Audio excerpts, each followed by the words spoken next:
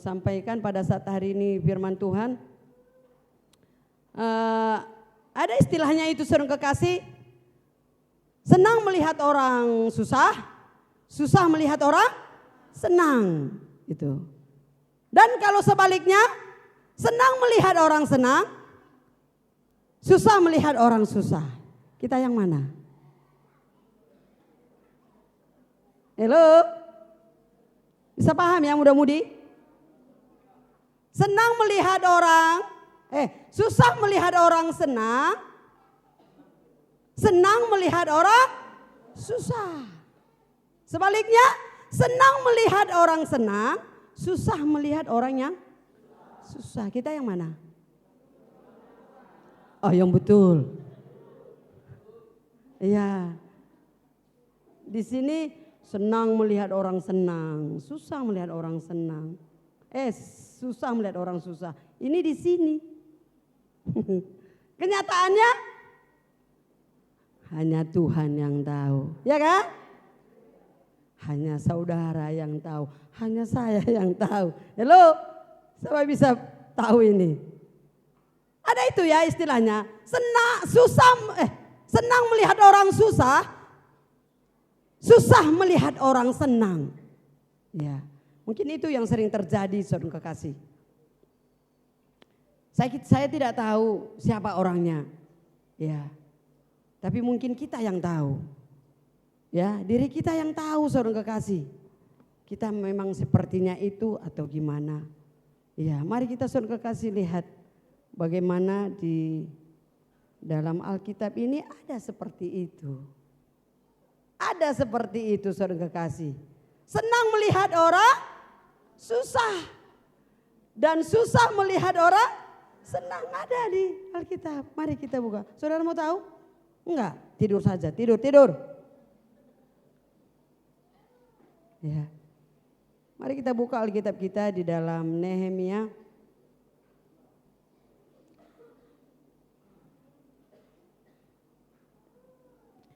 Nehemia 2 ayat 22 sampai 5.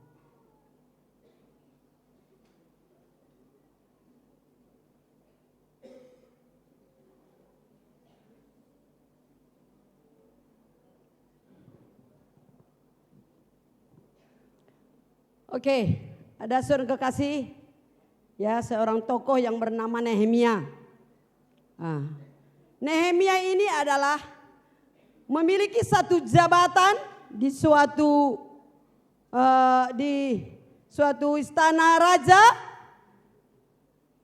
Apa jabatan Nehemia?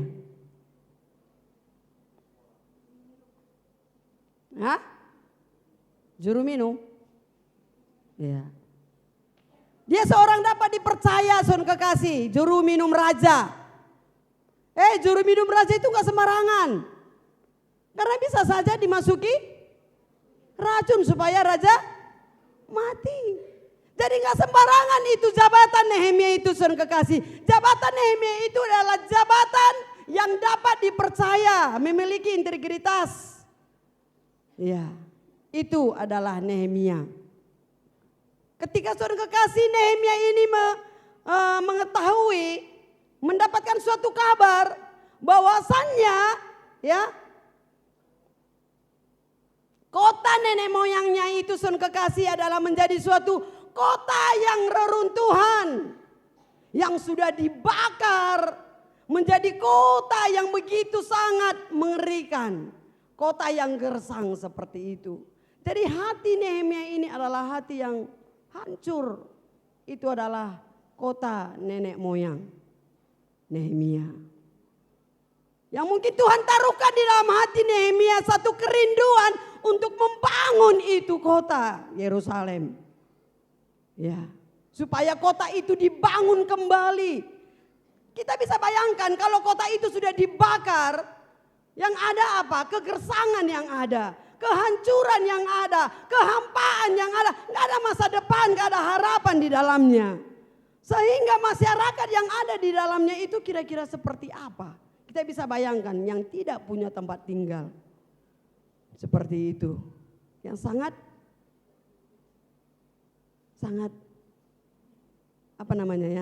memprihatinkan. Itulah yang dialami oleh Nehemia. Dia begitu merasa kasihan buat penduduk orang Yehuda yang menempatinya kota Yerusalem. Bagaimana bisa mereka menempati kota itu kalau sudah menjadi kota yang reruntuhan, yang sudah dibakar seperti itu, saudara kekasih. Karena mereka itu adalah bangsa pembuangan. Ketika mereka dibuang, kota Yerusalem itu dibakar, dihancurkan. Ketika mereka, saudara kekasih, kembali ke kota Yerusalem itu, gimana kira-kira masa depan masyarakat yang ada? Jadi ketika Nehemia itu mendengar, dia punya belas kasihan. Apalagi Nehemia punya jabatan di dalam raja itu, saudara kekasih. Ada kesempatan bagi dia untuk membangun, ya, mengusulkan satu usulan gitu, ya kan? Jadi saudara kekasih, sebagaimana hati Nehemia ini yang begitu sedih terpancar dari wajahnya. Kelihatan dari wajahnya, yaitu wajah yang sangat sedih, suram. Ketika dia berhadapan dengan raja, saudara kekasih, raja bertanya, yang biasanya Nehemia itu kalau dia menghidangkan minuman kepada raja dengan wajah yang berseri-seri, kok ini beda gitu. Iya. Kok ini beda? Kalau ayat 2 berkata, saudara kekasih, ya, Nehemia 2 ayat 2. Bertanyalah ia kepadaku, mengapa mukamu muram? Walaupun engkau tidak sakit, engkau tentu sedih hati. Lalu aku menjadi sangat takut, kata raja. Jawabku kepada raja, hiduplah raja untuk selama-lamanya. Bagaimana mukaku tidak akan muram kalau kota tempat penguburan nenek moyangku telah menjadi reruntuhan dan pintu-pintu gerbangnya habis dimakan api. Itulah keluh kesah Nehemia terhadap raja. Iya. Lalu kata raja kepadaku, jadi apa yang kau inginkan, maka aku berdoa kepada Allah semesta langit. Itu kata raja. Jadi apa maumu sekarang Nehemia? Bagaimana supaya mukamu itu jangan muram lagi ketika kamu menghidangkan minuman terhadap saya? Ya, itu pertanyaan raja. Iya. Jadi dikasih tahu isi hatinya, bagaimana hatiku tidak senang.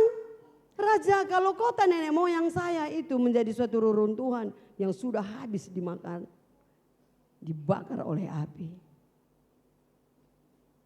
Jadi Nehemia memiliki satu rencana untuk membangun itu kota Yerusalem, membangun rumah-rumah, membangun bait Allah supaya orang bangsa Yehuda itu bisa beribadah kembali kepada Tuhan. Tapi saudara kekasih, di balik rencana Nehemia ini ada itu 2 orang yang punya karakter tadi. Senang melihat orang susah, senang melihat orang, apa itu ya? Oh, susah melihat orang senang dan senang melihat orang susah. Itulah yang 2 orang ini. Siapa namanya? Siapa tahu muda-mudi? Halo, siapa? Sanbalat dan Tobia. Iya. Kalau kita baca saudara kekasih ya.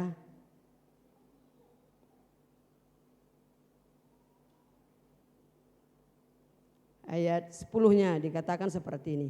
Ketika Sanbalat orang Horon dan Tobia orang Amon, pelayan itu mendengar hal itu. Mereka sangat kesal karena ada orang yang datang mengusahakan kesejahteraan Israel. Hatinya apa katanya? Kesal. Iya, inilah orangnya saudara kekasih. Ya mungkin bisa katakan, akulah itu. Gitu ya kan? Siapa namanya? Sanbalat dan Tobia. Ketika dia mendengar apa rencana Nehemia dikabulkan oleh raja, hatinya gak senang saudara kekasih. Sementara jabatan mereka itu lebih tinggi. Ya, jabatan Nehemia. Tapi mereka sok hebat. Ya. Dan dia mengintimidasi itu Nehemia. Ya. Dia katakan saudara kekasih, ketika Nehemia itu mengajukan satu permohonan kepada raja, ketika dikabulkan enggak cukup hanya pergi. Ya, ketika ketika raja mengutus Nehemia pergi, ya, Nehemia saudara kekasih minta surat izin-izinnya semuanya. Ya, izin membangun, izin memperbaiki kota itu. Ketika nanti bupati datang, ketika nanti gubernur datang, ya kami ada kekuatan izin daripada dirimu, dari engkau. Makanya keluarkanlah itu. Iya. Jadi Nehemia membangun itu dengan penuh hikmat dan bijaksana. Dengan ada satu kekuatan surat yang tidak boleh diganggu gugat lagi ketika apapun yang direncanakan oleh Nehemia. Saudara kekasih, ya, si Sanbalat ini dan Tobia ini tidak berhenti sampai seperti itu aja, ya. Tidak berhenti sampai di situ aja hatinya saudara kekasih kepada si Nehemia. Kalau kita baca di dalam 19-nya, Nehemia 2 ayat 19 dikatakan seperti ini. Ketika Sanbalat dan orang Horon dan Tobia orang Amon pelayan itu dan Gisim orang Arab mendengar itu, mereka mengolok-olokkan dan menghina kami. Kata mereka, apa yang kamu lakukan itu? Apa kamu mau berontak terhadap raja? Iya. Ketika saudara kekasih, Nehemia mengambil satu kesimpulan untuk membangun bangsa itu, saudara kekasih, ya, kota itu. Orang yang dua orang ini mengintimidasi Nehemia, memberitahukan bahwasanya tindakan yang kau lakukan itu adalah satu pemberontakan terhadap raja. Ketika saudara kekasih hal seperti itu pun dilemparkan kepada Nehemia, saudara pikir Nehemia menyerah? Aku menjawab mereka, kataku, Allah semesta langit, dialah yang membuat kami berhasil. Kami hamba-hambanya telah siap untuk membangun, tetapi kamu tak punya bagian atau hak dan tidak akan diingat di Yerusalem. Itu kata ya Nehemia terhadap kepada yang dua orang itu. Ya. Karena Nehemia sudah mengambil satu kebijakan, ya, untuk menerima surat izin untuk membangun itu kota Yerusalem. Jadi apapun kata yang dua orang ini, karena irinya, ya, karena ketidakbaikan hatinya, dia berusaha menggagalkan rencana Nehemia untuk membangun itu kota Yerusalem. Ya, kalau kita lihat saudara kekasih, apalagi saudara yang dilakukan oleh dua orang ini terhadap Nehemia. Nehemia 4 saudara kekasih ayat 1. Ya, ketika Sanbalat mendengar bahwa kami sedang membangun kembali tembok, bangkitlah amarahnya dan ia sangat sakit hati. Ia mengolok-olokkan orang Yahudi dan berkata di hadapan saudara-saudaranya dan tentara Samaria, apa gerangan yang dilakukan orang-orang Yahudi yang lemah ini? Ya, apakah mereka memperkokoh sesuatu? Apakah mereka hendak membawa persembahan? Apakah mereka akan selesai dalam sehari? Apakah mereka akan menghidupkan kembali batu-batu dari timbunan puing yang sudah berakar habis seperti ini? Yang dua orang ini menjengkal begitu Nehemia. Yang dua orang ini saudara kekasih mengejek, mengolok, mematahkan semangat Nehemia. Itulah yang berhati seperti apa tadi saudara kekasih. Senang melihat orang susah dan senang melihat orang dan susah melihat orang senang. Ya. Dia begitu berusaha menggagalkan rencana si Nehemia. Dia begitu berusaha jangan sampai terbangun. Karena itu menjadi suatu persaingan bagi dia.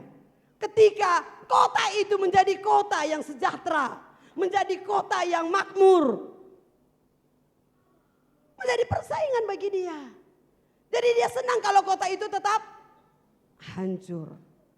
Kota itu tetap gersang. Sehingga penduduk yang di dalamnya menderita dan kesulitan dan kesukaran. Itu yang diinginkan oleh yang dua orang ini. Tapi Nehemia seorang kekasih memiliki hati yang baik untuk membangun itu kota. Supaya penduduk yang di dalamnya yang tadinya mereka sudah menjadi pembuangan, supaya mereka berbalik kepada Tuhan dan menikmati berkatnya Tuhan. Jadi itu saudara kekasih, Nehemia berusaha membangun itu. Ya. Berbagai cara yang dia lakukan. Lalu dikatakannya yang 2 orang tadi. Lalu berkatalah Tobia orang Amon itu yang ada di dekatnya, sekalipun mereka membangun kembali, kalau seekor anjing hutan meloncat dan menyentuhnya, robohlah tembok batu mereka. Ya kan? Disepelekan. Halo, jangan tidur. Itu dia saudara kekasih menilai bangunan mereka itu tidak memiliki suatu kekuatan atau berkualitas. Tengoklah, dilompati batu aja dan itu udah roboh semuanya itu. Ya. Mereka itu menjengkal, ya, si Nehemia. Tapi saudara kekasih, apakah ini membuat Nehemia pesimis? Ya, apakah ini membuat Nehemia itu ciut hatinya? Apakah itu membuat Nehemia itu menyerah? Tidak. Tapi Nehemia berserah kepada Tuhan. Ini ayat 4 dikatakannya. Ya Allah kami, dengarlah bagaimana kami dihina. Balikkanlah cercaan mereka menimpa kepala mereka sendiri dan serahkanlah mereka menjadi jarahan di tanah tempat tawanan. Jangan kau tutupi kesalahan mereka dan dosa mereka. Jangan kau hapus dari hadapanmu karena mereka menyakiti hatimu dengan sikap mereka terhadap orang-orang yang sedang membangun. Itu doanya Nehemia. Tetapi kami terus membangun tembok sampai setengah tinggi dan sampai ujung-ujungnya bertemu karena seluruh bangsa bekerja dengan segenap hati. Pasukan Nehemia atau rombongan Nehemia, teman-teman Nehemia itu saudara kekasih bekerja dengan satu hati untuk membangun bait Allah, membangun kotanya. Nehemia selalu memberikan motivasi, memberikan semangat kepada bangsa Israel untuk boleh mereka bekerja sama. Sekalipun banyak tantangan rintangan yang dihadapi lewat 2 orang tadi saudara kekasih. Dia tidak menyerah tapi dia berserah kepada Tuhan. Karena dia tahu memulai bangunan itu dia berdoa. Iya. Ketika Sanballat dan Tobia serta orang Arab dan orang Amon dan orang Asdon mendengar bahwa pekerjaan perbaikan tembok Yerusalem maju dan bahwa lubang-lubang tembok mulai tertutup, maka sangat marahlah mereka, ya kan? Mereka semua mengadakan persepakatan bersama untuk memerangi Yerusalem dan mengadakan kekacauan di sana. Ya. Yang 2 orang tadi tidak juga menyerah. Dia berusaha bagaimana menghancurkan bangunan yang mereka sudah bangun. Ya. Tapi saudara, Nehemia tetap mengandalkan Tuhan. Mereka sudah siap-siap saudara kekasih mengadakan peperangan. Menghancurkan pekerjaan yang sudah mereka kerjakan. Tetapi kami berdoa kepada Allah kami dan mengadakan penjagaan terhadap mereka siang dan malam karena sikap mereka. Berkatalah orang Yehuda, kekuatan para pengangkat sudah merosot dan puing masih sangat banyak. Tak sanggup kami membangun kembali tembok ini. Itulah dikatakan oleh bangsa Israel kepada Nehemia. Sepertinya kayaknya kami enggak sanggup. Ya katanya. Karena serangan demi serangan mungkin menyerang kita. Tetapi saudara kekasih, tetapi lawan-lawan kami berpikir mereka tidak akan tahu dan tidak akan melihat apa-apa sampai kita ada di antara mereka, membunuh mereka dan menghentikan pekerjaan itu. Ketika orang-orang Yahudi yang tinggal dekat mereka sudah 10 kali datang memperingati kami, mereka akan menyerang kita dari segala tempat tinggal mereka. Maka aku tempat nyaraknya menurut kaum keluarganya dengan pedang, tembok dan panah di bagian-bagian yang paling rendah dari tempat itu di belakang tembok, di belakang tempat-tempat yang terbuka. Artinya saudara kekasih, mereka sudah buat strategi menyusun ketika nanti kita diserang, ketika nanti bangunan kita ini dirobohkan. Mereka ini sudah susun strategi berjaga-jaga seperti itu. Mungkin mereka itu lawannya tadi tidak mengetahui apa yang kita kerjakan. Seperti itu saudara kekasih. Jadi mereka ini begitu penuh persiapan. Tidak hanya bekerja keras, tidak hanya berdoa tadi, tapi penuh dengan berjaga-jaga. Ya.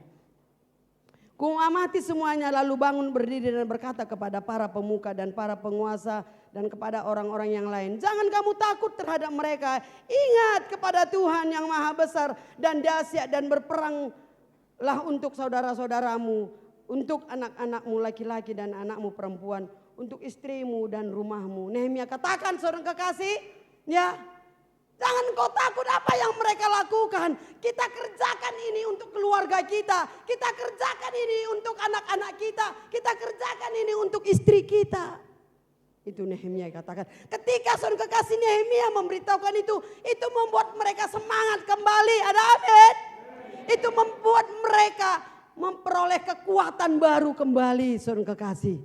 Kita kerjakan ini untuk keluarga kita. Jadi jangan kau takut apapun yang mereka lakukan. Mari kita kerja keras lagi. Susun strategi sana sini ini semua. Supaya mereka nanti datang menyerang. Ya kita boleh berjaga-jaga. Iya. Ketika didengar musuh kami bahwa rencana mereka sudah kami ketahui. Dan bahwa Allah telah menggagalkannya. Maka dapatlah kami semua kembali ke tembok masing-masing. Ke pekerjaannya. Di luar daripada pengetahuannya. Di luar daripada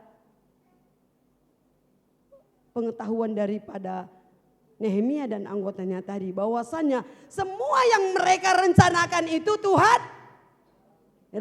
Tuhan gagalkan. Sehingga tidak terjadi bangunan yang mereka sudah bangun dirobohkan. Pembelaan Tuhan yang luar biasa terhadap Nehemia dan anggota-anggotanya. Tuh. Bangsa Israel. Iya. Saudara kekasih. Kita mau lihat ya bagaimana kembali ya kepada kehidupan kita. Mungkin saudara kekasih kita lihat yang mana kita. Mungkin lewat ini saudara kekasih yang dialami oleh Nehemia kita boleh bisa membedakan kita itu yang mana.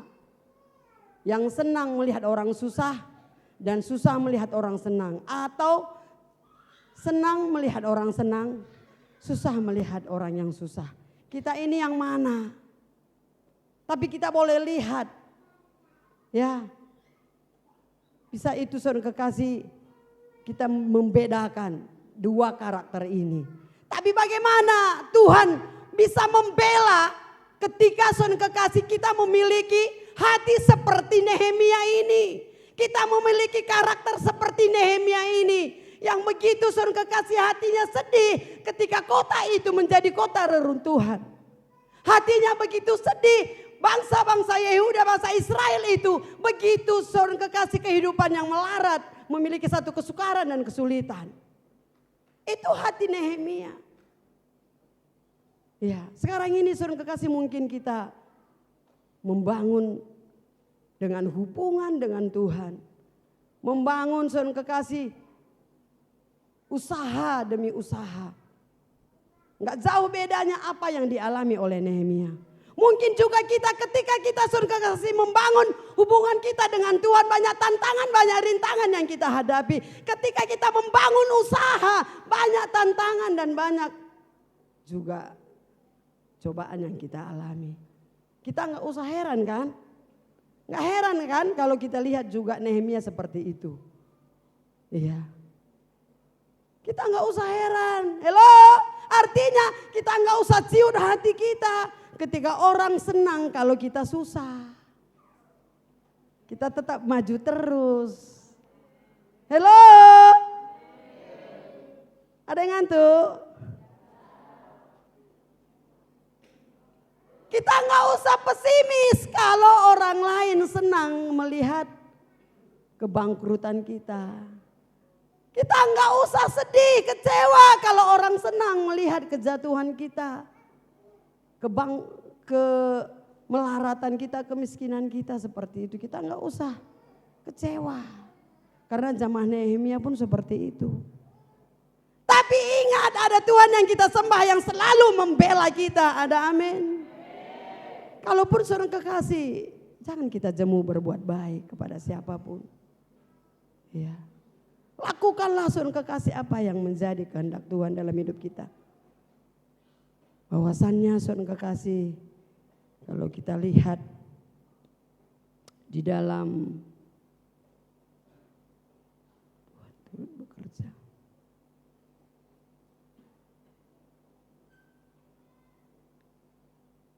Di Amsal 4 ayat 23.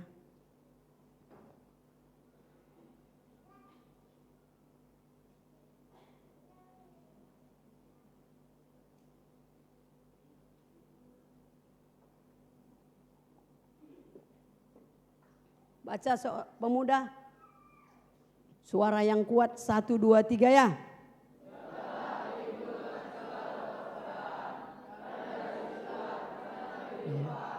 Ada amin? Supaya jangan kita seperti Tobasa, Sanbalat dan Tobia, kita perlu menjaga hati kita. Ada amin? Mari saudara kekasih, karena seperti Sanbalat ini dan Tobia ini bukan karakter yang dikehendaki oleh Tuhan. Ya, kalaupun seperti itu yang kita alami, kita berubah dan kita bertobat. Bagaimana saudara kekasih supaya memiliki hati seperti Nehemia? Mari kita belajar lewat firman Tuhan ini. Jagalah hatimu dengan segala kewaspadaan, karena dari situlah terpancar kehidupannya. Sehingga kita tidak memiliki kita seperti yang dua orang ini. Senang melihat orang susah dan susah melihat orang senang. Ya, mereka enggak mau kalau bangsa Yerusalem itu, kotanya itu dibangun. Karena menjadi suatu saingan bagi dia. Nanti mereka kuat, mereka sejahtera, mereka makmur seperti itu. Ya, tapi Nehemia saudara kekasih senang dia ketika bangsa Yerusalem itu menikmati berkatnya Tuhan, kemakmuran dan kedamaian. Ada amin? Iya. Jadi saudara kekasih, yang Nehemia lakukan, dia menjaga hatinya. Dia enggak ciut hatinya, dia enggak pesimis. Banyak tantangan, rintangan yang dihadapinya ketika dia mau membangun itu kota Yerusalem saudara kekasih. Ya, dia tetap maju, dia tetap tegar, dia tetap kuat. Ya, sekali dia katakan dia tetap membangun walaupun tantangan yang banyak dia hadapi. Sama halnya juga kita seperti ini, mungkin saudara kekasih, banyak rintangan yang kita hadapi ketika kita mau membangun hubungan dengan Tuhan. Kita mau membangun iman kita mau membangun saudara kekasih usaha kita mau membangun ya komunikasi atau relasi kita saudara kekasih, untuk kita boleh saudara kekasih menjadi orang yang berpengaruh dan menjadi orang yang berdampak. Mungkin banyak orang yang ada amin? Lewat ini semua saudara kekasih yang Nehemia lakukan, dia menjaga hatinya. Dan Nehemia menghadapi itu semuanya saudara kekasih yang dia lakukan. Dia berdoa kepada Tuhan. Ada amin? Ya, Nehemia 1 ayat 6. Ya. Berilah telingamu dan bukalah matamu dan dengarkanlah doa hambamu yang sekarang kupanjatkan ke hadiratmu. Siang dan malam bagi orang Israel hambamu itu, dengan mengaku segala dosa yang kami orang Israel telah lakukan terhadapmu, juga aku dan kaum keluargaku telah berbuat dosa. Ya, ada satu pengakuan di hadapan Tuhan yang dilakukan oleh Daud. Dia berdoa, berlutut di hadapan Tuhan. Bahwasannya saudara kekasih, tanpa Tuhan dia tidak bisa melakukan apa-apa. Demikian juga halnya kita, mari kita berdoa. Kita banyak berdoa kepada Tuhan. Lewat firman Tuhan ini dalam Roma 8 ayat 28. Kita baca saudara kekasih.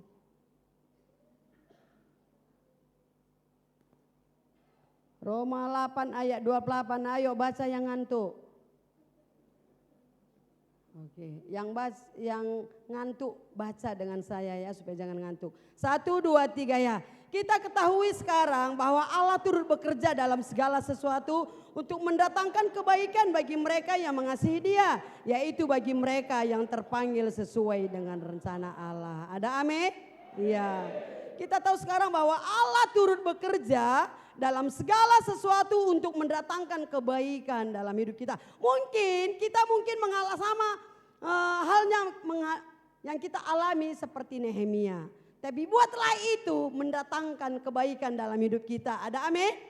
Supaya kita semakin murni di hadapan Tuhan. Kita semakin teruji. Itu membuat kita saudara kekasih. Ya, tantangan rintangan itu membuat kita semakin dekat kepada Tuhan.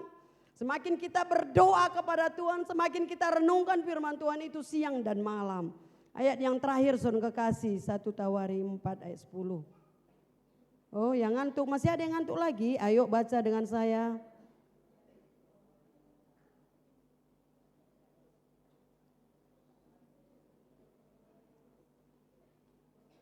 Ayo baca dengan saya, 1, 2, 3. Yabes berseru kepada Allah Israel katanya, kiranya engkau memberkati aku berlimpah-limpah dan memperluas daerahku. Dan kiranya tanganmu menyertai aku dan melindungi aku daripada malapetaka. Sehingga kesakitan tidak menimpa aku dan Allahku mengabulkan permintaan itu. Ada amin? Iya. Biarlah seorang kekasih seperti doa Yabes menjadi doa kita. Lewat tantangan rintangan yang kita hadapi seperti Nehemia. Memperluas daerah. Penyertaan Tuhan, perlindungan Tuhan menjadi milik kita. Ada amin? Dan kita tidak perlu takut. Tidak perlu khawatir seperti yang dihadapi oleh Nehemia. Ya, membuat Nehemia supaya ciut hatinya, dia diintimidasi, dia dijengkal. Mungkin kita juga seperti itu, saudara kekasih. Kita sekarang ini sedang membangun apa? Ayo, kita membangun kesejahteraan keluarga kita. Jangan takut, mungkin banyak tantangan. Ya, adapun pelakor yang masuk. Halo, kita sedang membangun keluarga kita menjadi keluarga yang takut akan Tuhan. Menjadi keluarga yang berkenan di hadapan Tuhan. Mungkin kita membangun keluarga kita menjadi keluarga yang penuh damai sejahtera. Kita membangun komunikasi yang baik. Mungkin sedang masuk pelakor ke dalam. Halo, ada pelakor?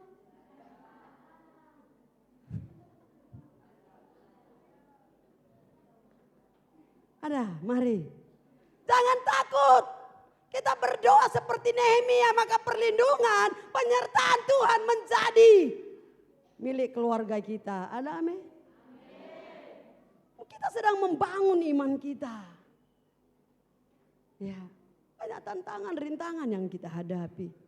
Kita diuji lewat suami, lewat anak-anak, lewat usaha. Ya, lewat ekonomi yang sekarang ini morat-marit seperti itu. Ya, jangan kita khawatir. Kita jaga hati kita. Jangan sampai menyerah kepada Tuhan. Ya mari saudara kekasih, mungkin saudara ya sedang membangun apa sekarang ini. Yang pastinya saudara kekasih, bangunan itu untuk kemuliaan bagi nama Tuhan. Ada amin? Halo. Beri kemuliaan bagi nama Tuhan. Iya.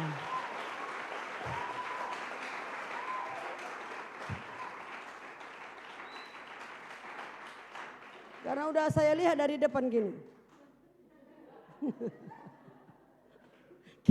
kayak lem setan gitu ya kan. Apa payah kali bukanya. Iya. Ya makanya tepuk tangan yang kuat dia gini. Biar darah itu lancar dia. Sekarang sehingga firman Tuhan itu bisa kita dengar. Oke, puji Tuhan, ini firman Tuhan yang saya dapat sampaikan. Tuhan Yesus memberkati. Saya serahkan pada Bapak Gembala.